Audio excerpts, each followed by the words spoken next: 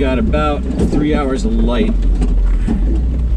So hopefully this trail is not going to be 3 hours long for me at this pace. And we got 7/8 of a tank and no reserves. Not exactly doing this the smartest way today, am I?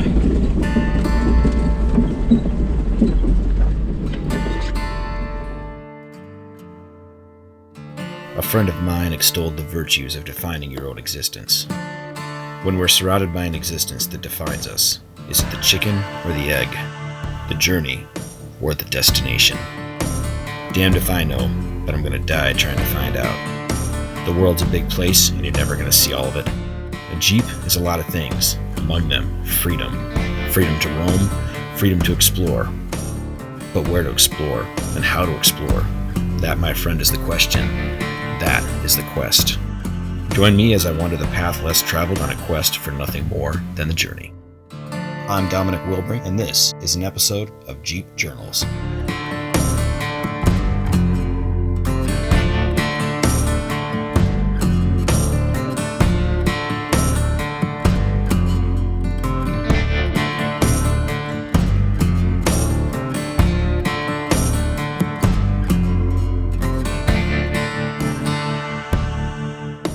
Welcome to the first episode of Jeep Journals with me, Dominic Wilbrink.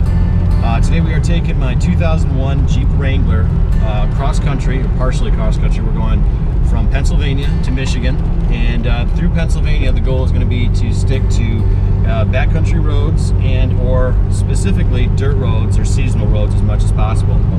This is going to be the furthest I have driven this vehicle. I got it with around 170,000 and had to do a lot of work to make it really roadworthy. It came with like big 35s and all that kind of stuff, and I downsized the tires, replaced a bunch of gears in the rear differential, replaced the brakes because they were shot, just a whole bunch of little things to kind of get it going. So hopefully she holds up. As we're driving here, it's been beautiful weather all week. I didn't check the weather because it didn't really matter. It is what it is. I gotta drive this week, and this is my time to drive. But as I'm driving, and I come right to where I'm about to start hitting the first trails or first potential trails, which, you know it starts raining, which is not a big deal. It just means that I only can use my waterproof camera, so that basically means GoPros. I can't use any of my Canon 5Ds, I can't use my M6, I can't use any of my like DJI products, can't use any of those, because they're not really waterproof. This is a steep road. One thing about Pennsylvania is the hills are they're not the Rockies, but they're pretty good. They're spectacular compared to the flatlands in Michigan. I mean, from where I'm living, I've got to drive 8 hours to get anything close to this, and that's going to be up in the UP. You don't often have an excuse to go into the UP other than the fact that it's the UP. Oh, we were trying to avoid freeways. I guess we're going to have to deal with the freeway here. Now, I affectionately call this the Hoopty Jeep because it's a hoopty. And to accentuate that, I used 18-inch Sahara rims on this TJ, which is just kind of ridiculous. But she will handle freeway speeds. I don't know how she'll handle them going up a hill. So, well, we're doing 60, so we're doing okay.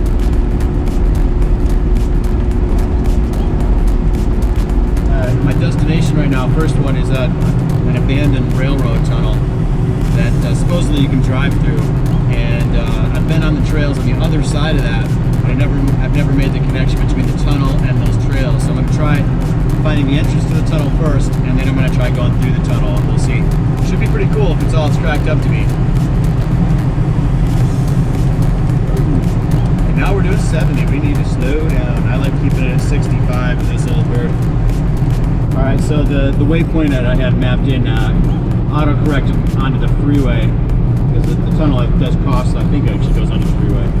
But yeah, it auto-corrected onto the freeway, which is not where I want to be, so I'm going to get off the freeway and kind of freewheel it, see if I can figure out where that entrance is.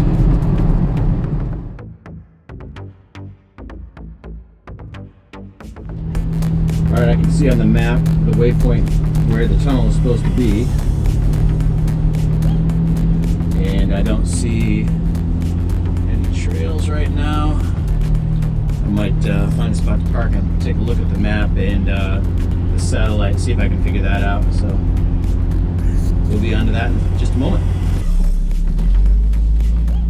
Alright, so I got the satellite turned on and I can see a couple of two tracks that look like they're prospective winners, so I'm gonna backtrack a little bit and see if I can find those entrances and make sure that they're not gated or anything like that, and see if they look like the right way to go. Wish me luck.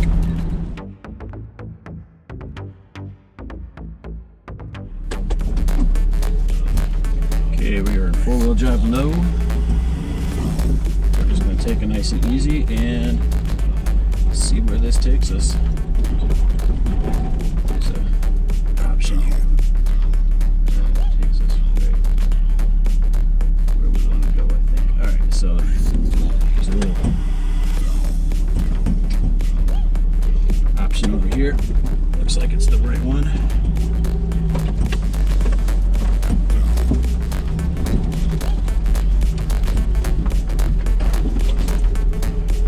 Getting some road marks on this one.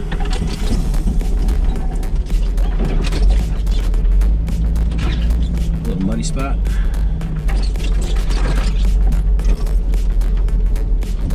A little bit of a clearing. Alright, well, we're gonna keep going here. See what we see.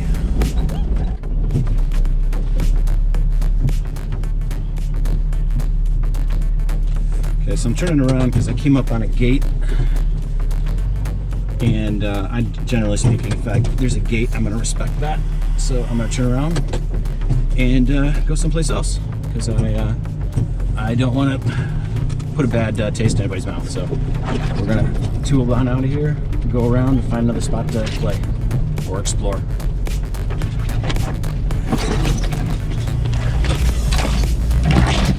Looks like it's meant to be an ATV track, not a Jeep track, so. It's also apparently the local dump. There's a bunch of trash over here.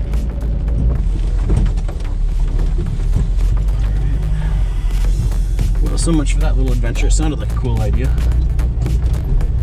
Alright, so put her in neutral, shift out, shift into four-wheel, two-wheel. Alright, back into two-wheel drive. Alright, let's carry on and explore some more.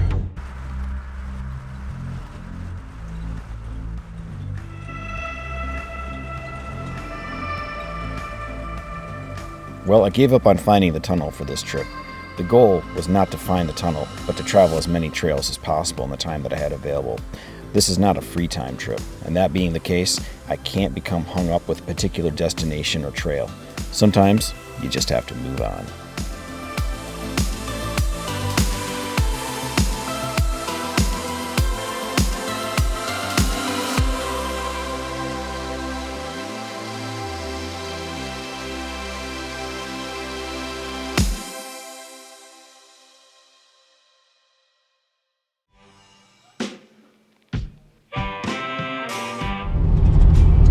Alright, so I am on to a destination that I've been to before, and I know that this particular track, it lists itself as a road on Google, so I feel pretty comfortable taking it. And it goes across a great big swath of essentially forest, and comes out on the other side. So I think I'm going to go check that out. I've never gone the whole way through just because I've always kind of been tooling around on a Sunday afternoon, riding a couple extra hours, but now that I got to go somewhere to get someplace, I'm going to go ahead and go through that place. I didn't feel like that was very coherent how I said that. Alright, so one of the rules I'm going to try and have on this trip is as much as possible, unless I get mixed up or there's really no other way once I get there. I'm going to stick to trails that are marked with, I'm going to stick to trails that are marked as roads on Google or Bing, that kind of thing. I figure those ones are actually roads that you can access, whereas sometimes you'll see a lot of trails marked on some services, and they're not really quite legit, I think. And I don't really want to be be that guy that's trespassing on private property. So the other part of it is if there's a posted sign, I'm going to respect that. As far as no driving, that kind of thing. If they got a gate up, I'm going to respect that. If somebody puts a gate up, I'm going to assume it's legit. There's some people that just put gates up to block traffic and make it look legit. People who don't know any better, like me, won't go through it. But I'm not looking to cause any trouble. I'm just out exploring and having a good time. Because it's important that you respect people's private property. Because at the end of the day, that's one of the most important things in at least in our society is people's ability to own things. We may not always like the fact that we can't access a big chunk of land because somebody owns it, but we also don't want those people to go and trespass inside our property. So it's a two-way street. If you don't respect them, they're not going to respect you.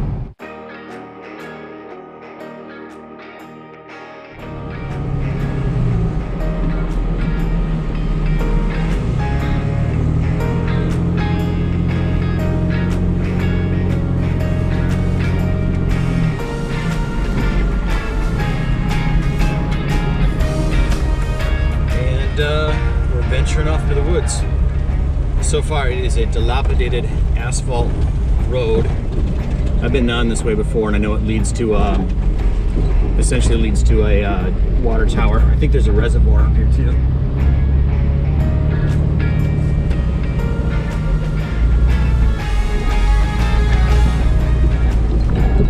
Some ATV guys are just off to the side there.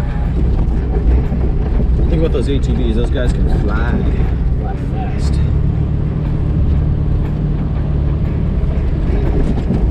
You should not be doing that in a Jeep on these kind of trails. Alright, should pull my mapping service back up here.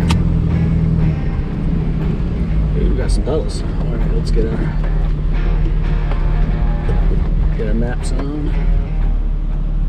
Alright, now I think I'm going to want to go to the right.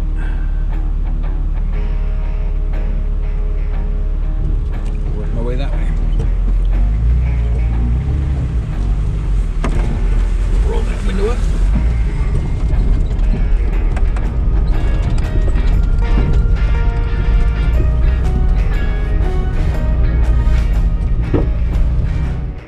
So I'm doing about 15 miles per hour, so that's it's about 20 Ks. Alright, fork in the road. Let's see what we got. That looks like that is more ATV friendly. Let's take a look at the satellite here.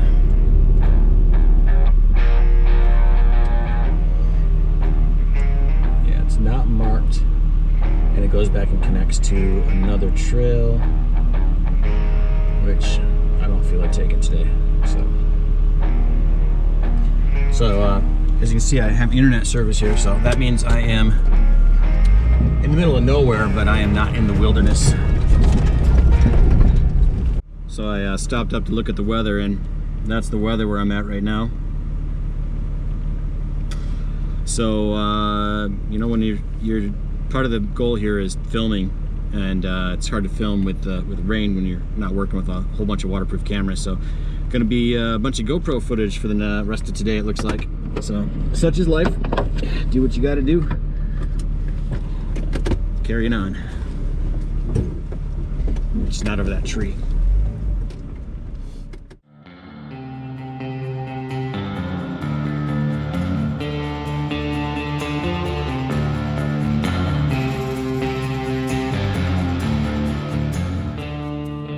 Days like this one are proof that you have to maintain an adaptable attitude.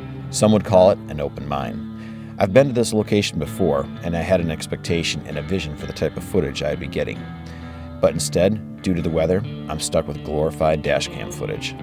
Mountain bikers have a phrase for this frustration: the GoPro effect. We've all experienced it. Some amazing vista is staring us in the face. We take out our phone or our pocket action camera, and we take a photo, and it looks like God's creation has been reduced down to a Cleveland steamer. Often, the reason is perspective. Any subject can look small without a point of reference. A boulder looks like a pebble until a Jeep rolls into frame, and a bumpy trail looks smooth until you see a vehicle bounce over some rocks. When you're having an exciting time, you want your footage to look exciting too.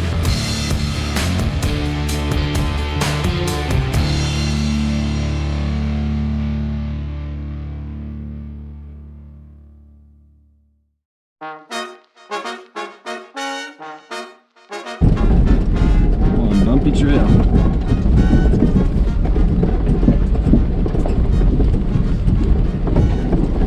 I got passed by one side by side with a bunch of ladies in it. Those things are definitely fun, and they do a better job of just railing through stuff like this. That's what they're designed for. The Jeep's designed to go off-road, but it's not designed to go off-road fast like that. A little bit of a jack of all trades, that's my opinion. The GoPros are not going to do justice to this trail. It's like, you can see me bouncing around here.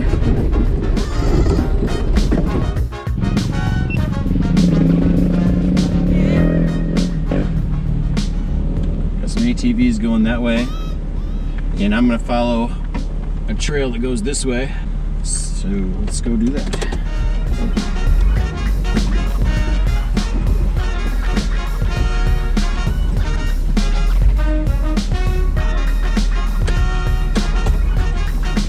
I've been through this section before. It is a bumpy mofo, and it's a little wet today, so hopefully we don't get ourselves in trouble. No diff locks on the ride today. Whoa. No diff locks, no support vehicle, just me. Let's see, we're gonna go this way here. Some muddy ruts to the left. I don't think we want to do that.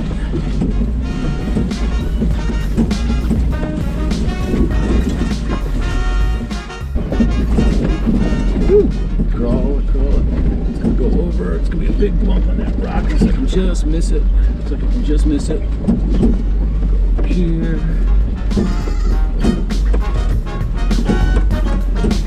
Oh man.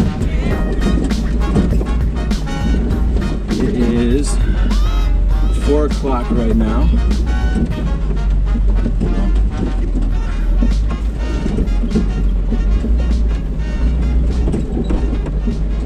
So I've got about 3 hours of light.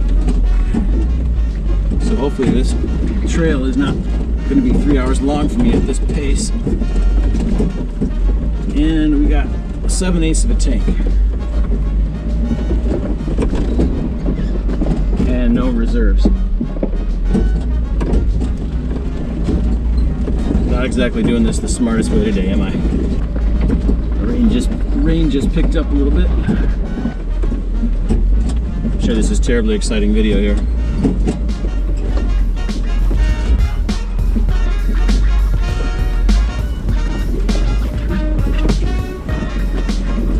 Gauge is reading okay.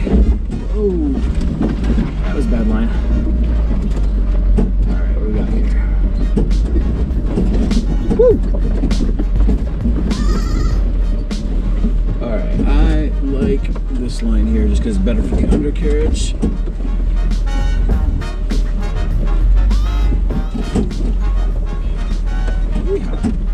I might look and see if I got a tire gauge, see if I can take the air pressure down just a pinch. That'll help a lot.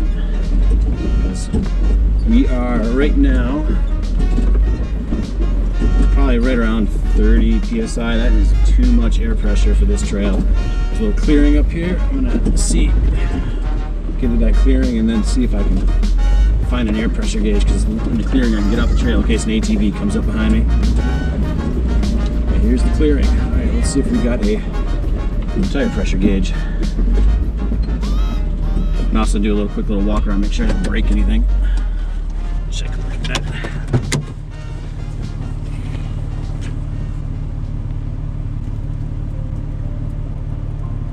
So I didn't have a tire pressure gauge, and for a person who lives his life by the Boy Scout motto, this trip represents the antithesis of the way I normally try to live my life. Sometimes you just need to throw caution to the wind and see where the currents take you, and if that means you're missing some piece of kit, so be it. All too often we let the mundane tasks in life get in the way of our hopes, our dreams, and ambitions. Should we really spend so much time planning the journey that we forget to actually take it? There's a lot of ways to experience the bumps in the road, and forgetting your tire pressure gauge is not the worst way to have a bumpy ride.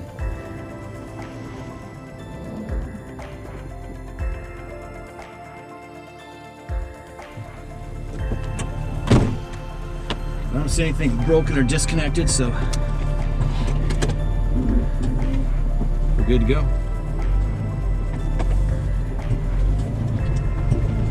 The sun's coming out. And as I remember that section, that section I just went through was pretty bumpy, and after getting through that, it's still pretty bumpy, but that was the worst of it. It'd be interesting to see what the GPS says I'm doing, like 2 miles per hour.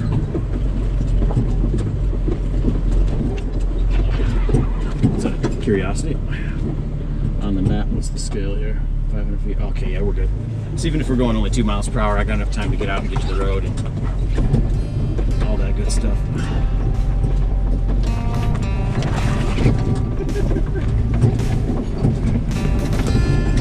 Oh, what a bumpy ass trail.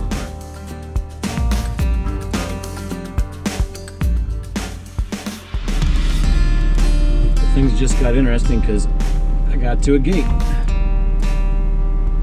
So I am gonna look and see on the map if there is a workaround if I go into satellite view. Yes, there is a workaround. So I gotta backtrack to the main road, cut down, and get to where I'm going.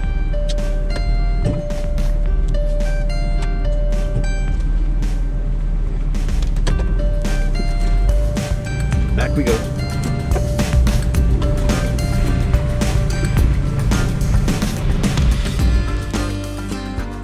I had to take an alternate route down a more or less normal dirt road and check out what's up here. Pretty cool, huh? All right, hitting the trails. We're burning sunlight.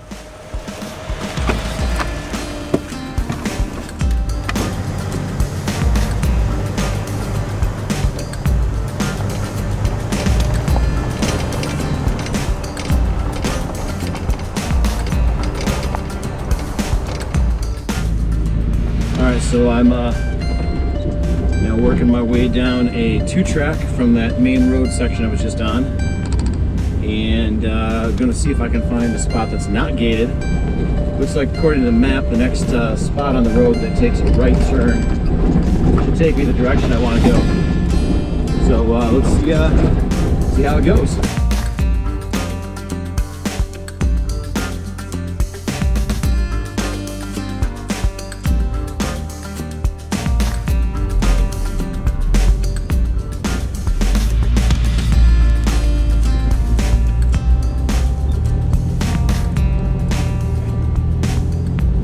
Out here. Alright, so I got done with the first adventure. I didn't find the tunnel I was looking for, but I did get a bunch of driving in. The sun came out just as I was coming out of all the tracks, and at this point I feel like I got at least a couple hours before I go to the next spot on the map that I've got. So I'm gonna go ahead and do that since I'm running out of daylight, and then tomorrow I'll have the whole day hopefully to make use of the daylight instead of just part of the day. So I really didn't make it to any trails until 2 o'clock. So that's what I'm gonna do. I'm gonna make a beeline for the open road and get where I'm going. So let's do that. So I was heading towards my essentially second waypoint of the day, and unfortunately I'm losing the light. And when I get in the trees, when I get there, I'm gonna have no light whatsoever left over. So I just went ahead and pulled over, booked a hotel because I'm not camping it on this trip, and I'm gonna go get something to eat and then get an early start tomorrow, and I might hit that spot I was thinking about, or I might just keep going. So we'll see. Plans change, you gotta change with them. Feels like I'm going too fast in this little neighborhood. Probably am. Let's slow it down. I'm a big fan of the drive like your kids live here movement, which I also refer to as don't run over my kids so I don't have to kill you movement. I'll tell you what, once you get off the freeway and drive through Pennsylvania, it's a beautiful state. Now I grew up in Michigan and used to think that was a beautiful state, but I don't think that anymore. Maybe way far north of where I'm going to be living, but it's nothing like this. Straight roads and all you got there. Here you got these winding roads, and it's just hills everywhere, and there's not really any hills in Michigan, or at least in the Lower Peninsula. There is a lot to like about Pennsylvania.